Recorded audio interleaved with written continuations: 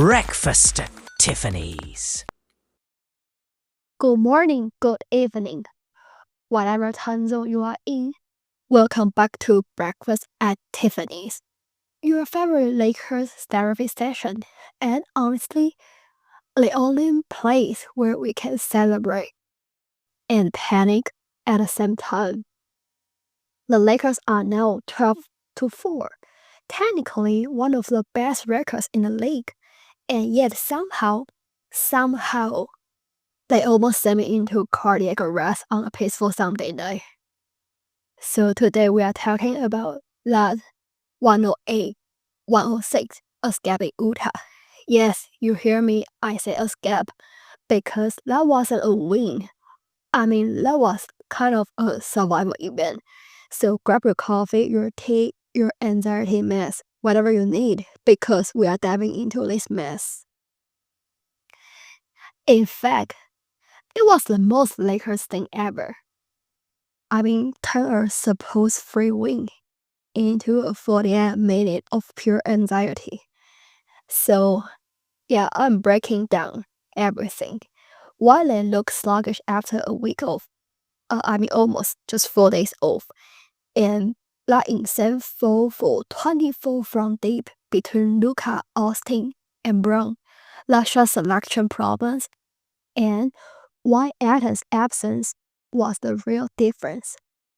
Also, I'm going to talk a little bit about JJ's late game choice and Smart's minutes, and what LeBron's new role looks like now, and what this ugly win actually means moving forward.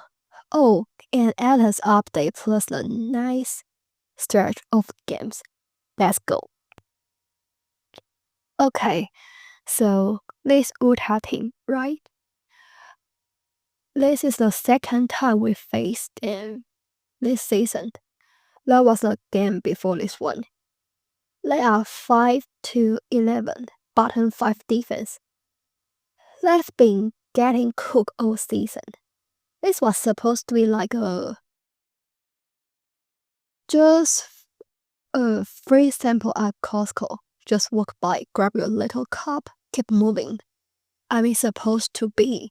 But the Lakers say, no, actually, let's make this difficult. Yeah, of course, very classic move. And honestly, you could see it from the very first possession. The Lakers went out just like they just woke up from a nap. Slow, zero reason, no pop. And it's crazy because logically, we should be late after a rest. They should be our advantage, right? But no, the Lakers with multiple days off are worse every time for like 2 or 3 or more straight years like this. It just happens a lot. They are literally only good with 1 day of rest. I don't get it. They don't get it. No one gets it. It just makes no sense. And even Luka comes out after the game and I didn't have my legs today. I thought having 4 days off would help, but it was actually harder. Bro, what are you talking about? What is this thing actually doing? I laughed so hard because of course, that would happen to us. And the funny thing is that JJ Redick, he literally talked about this just a few days ago in a media session.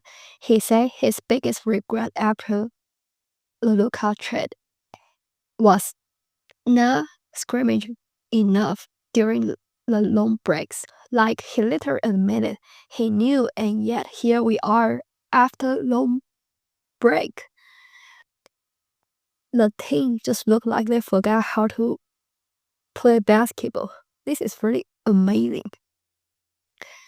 Okay, but the most brutal stage here is Luka Doncic, Austin Reeves, and LeBron James were a combined 4-for-24 from 3.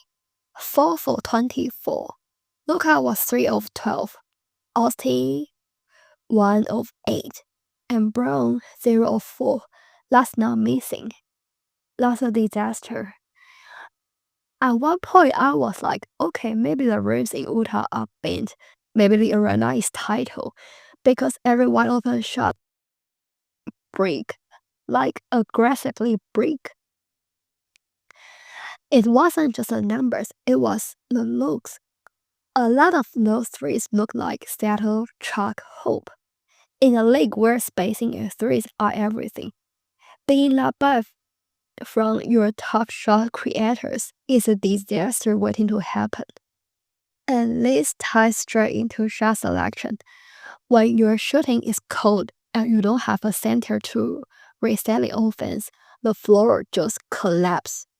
So without Ayton in the second half, the Lakers have no reliable screen and roll gravity, no ring threat, no second chance hope.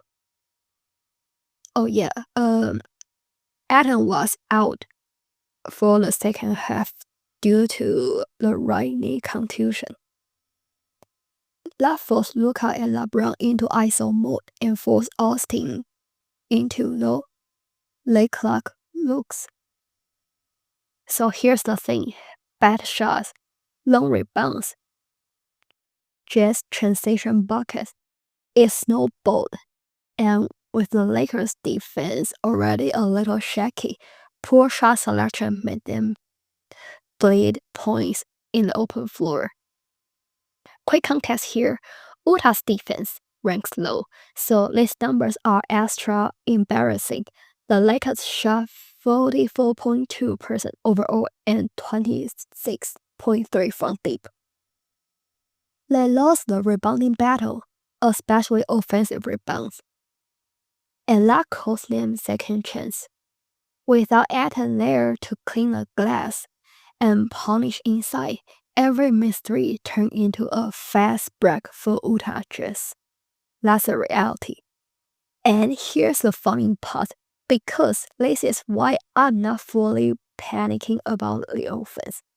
The Lakers currently having the highest field goal percentage in the entire NBA, 50.6%.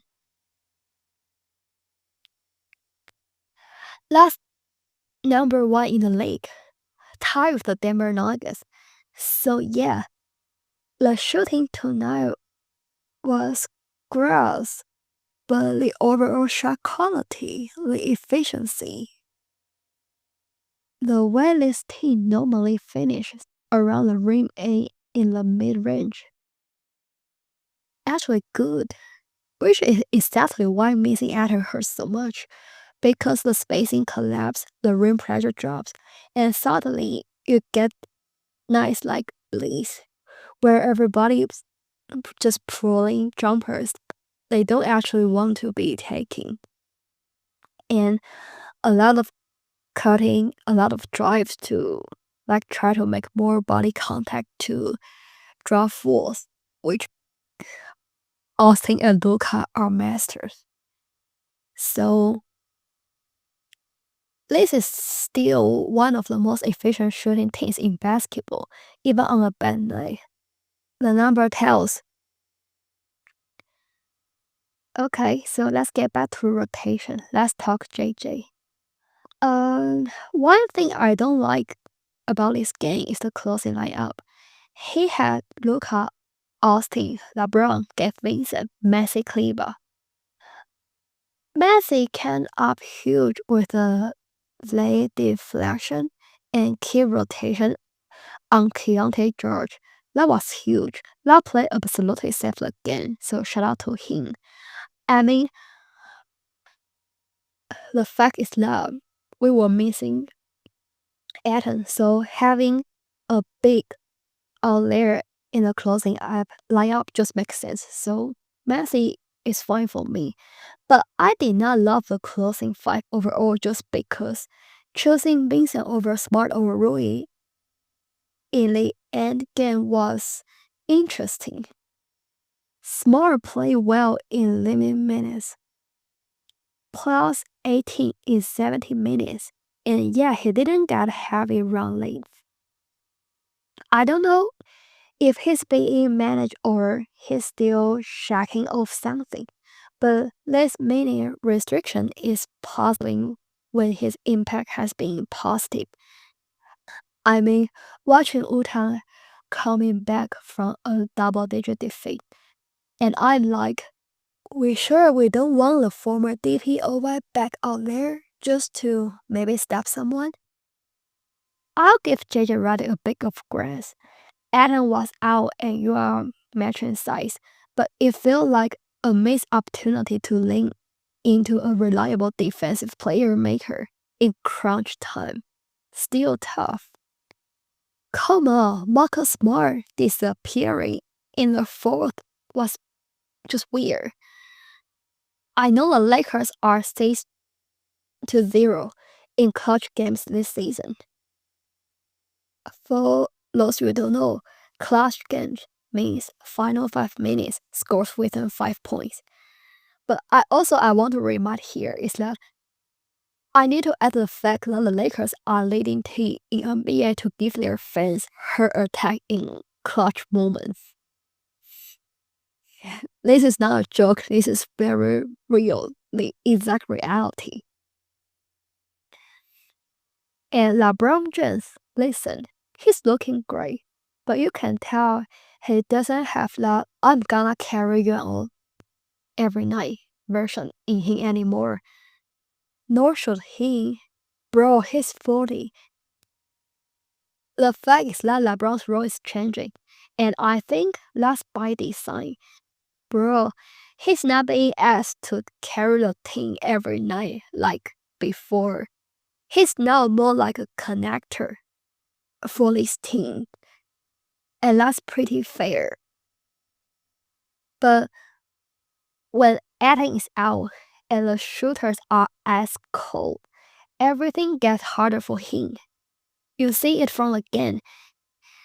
He's doing the connector thing.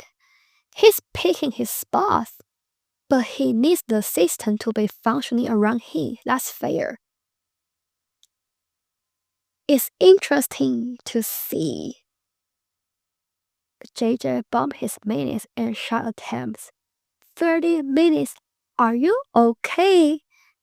Bron went from 7 attempts last game to 18 tonight. He finished with the game high usage, but without the 3-piece functioning. LeBron, Austin, Ayton, this 3-man group. He looked so uncomfortable at times and finished a team worse. -14. That's not his problem. Just a supporting cast and spacing problem. That's the real issue. LeBron needs roll threats and cutters. He still makes the right play, but he cannot do everything if a roster around him just isn't clicking. Alright, but look, as ugly as it was, a win is a win. And honestly, I did not expect Luka and Austin to be out there playing 40 minutes in Utah like the game was not supposed to be that close. It was supposed to be like handle your business, get your guys out early. Everybody goes home happy and nice, right? And instead we got a stress test for literally no reason. But hey, we survived. A win on the road after a week off, shooting like absolute trash. I'll take that. Because good teams win when they are playing bad, right? And right now, that's what the Lakers are doing. Alright, let's zoom out for a second. Ugly win or not, the Lakers are 12-4 and tied for second in the West with Denver. Stacking wins while playing poorly is still good. That's a sign of a team with true talent and resilience. But the issues are real. If the Lakers don't face the shooting, rebounding, and bad late shot selections, they won't keep the pace up. This game showed us both the upside. They still found a way to win, right? And the real weakness that could bite them. coming in playoffs. DeAndre Ayton left with a knee contusion and didn't return for the second half. JJ had no further update post-game, which is always a little stressful to hear.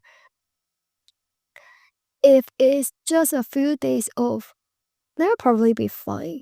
Schedule is light, but if it stretched the young lad, we are looking at more minutes for Maxi Kleber and Jason Hayes. Maxi played well in his minute and Hayes has done a solid job as a backup, but none of them can replicate Ayton's combination of scoring and rebounding. That's the problem. Without him, the Lakers just lost a lot of their pick and roll gravity and offensive rebounding chance. That would force more ISO ball and put more pressure on Luka and LeBron to create. Not an ideal thing we want to see. The schedule after this is no joke. Clippers on Tuesday, Mavericks on Friday, Pelicans on Sunday, and another back-to-back to play against Phoenix Suns next Monday, all at home, which is helpful, but these are real tests. If Ayton is healthy to coming back, I feel confident. If he's not, we'll see how JJ meets in Kleber and Hayes, and whether Smart gets more clutch minutes, and also Vando. Is he just officially fallen out of the rotation, or just something JJ is trying to figure out for all the rotation and lineup selections? Yeah, maybe we'll see his favorite mobile lineups there. Well, just get ready. We are gonna get more cardio for the sore, more hurt attacks, more Lakers special wins. But hey, we'll take a win. We always take a win. The Suns game next Monday, especially, will tell us a lot about where this team stands defensively and how they handle genuine playoff style opposition. So yeah, a win is a win. We are 12-4, second in the West, but there are definitely holes that need to be facing. Shot selection, three-point efficiency, rebounding battle, and consistency of rest days are still a thing. But thank God we escaped. Thank God Maxi Kleber made that defensive play. Let's not pretend this was a clean performance. It really wasn't. But it's fine, we survived. Okay. Alright, y'all. That's it for today for this game. If you like the breakdown, drop a follow, leave a rating, share with a Lakers fan who still has a racing heart after this one. Trust me, I definitely know being a Lakers fan is not for the fan of hurt. But it's fine. I love your Lakers win, we move. And I'll see you in the next episode. I'm Tiffany. This is Breakfast at Tiffany's. Stay up, Lakers fan. I always wish you have a great day. Have a beautiful moment. Enjoy your day, enjoy your night, wherever you are listening from. See you later. Bye.